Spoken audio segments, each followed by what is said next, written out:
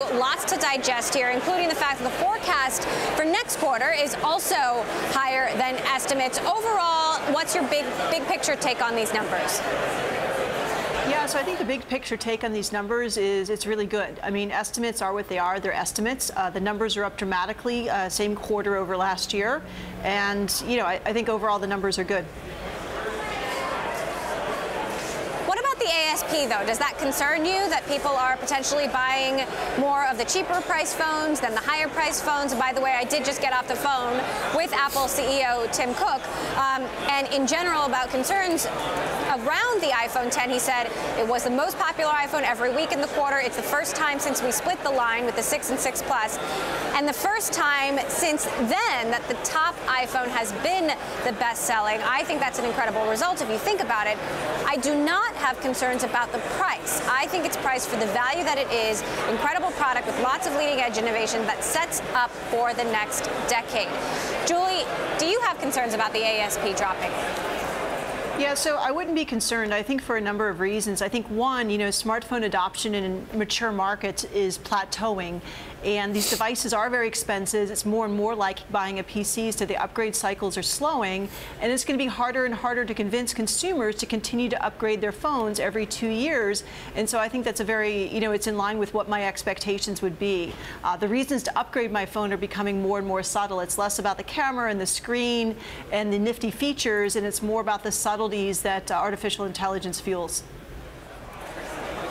So I did ask him about the ASP dropping, and he talked about how, you know, from last quarter to this quarter, they always take out some inventory, and that inventory is often the higher priced inventory. Tom, you know, what is your top line takeaway, given all the fears that, you know, smartphone demand is slowing, that these results wouldn't be so great, but that they have, in fact, held up and in some cases beat analyst estimates? Yeah, there was a lot of pessimism coming into this quarter, and it's hard to find a lot of fault in what they said. We haven't talked a lot about this yet either, but they talked about this buyback of $100 billion. So they've got this cash. People have been saying, okay, it's basically the size of a Netflix. So that's a lot of money to put in the hands of shareholders. But I think the fundamental story at Apple is that it has held up very, very well, despite a lot of pessimism, despite a lot of evidence in the market that the smartphone boom is ending. I don't think that fundamental story changes. But Apple is doing very well in spite of it.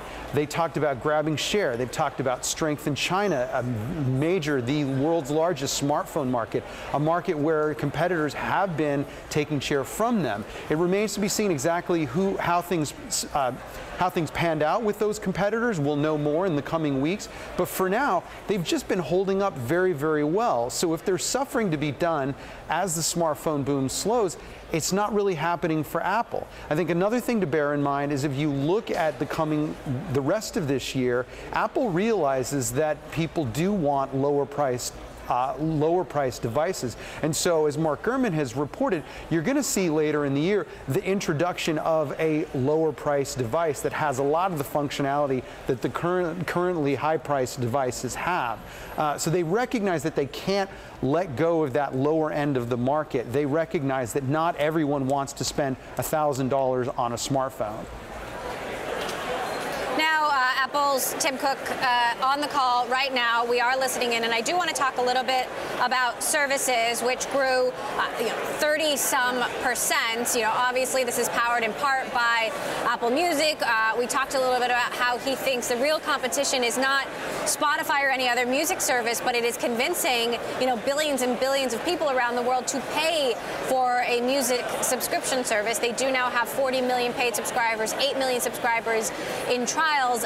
Julie, you know, what do you think when you look at these services numbers and you break them down? Yeah, so I think the first thing is, you know, the services revenue is up by over 30%. But I think as we look forward, right, and we talk about the notion that smartphone sales are going to plateau, Apple does need to look at its other products for growth, and it does need to look to services.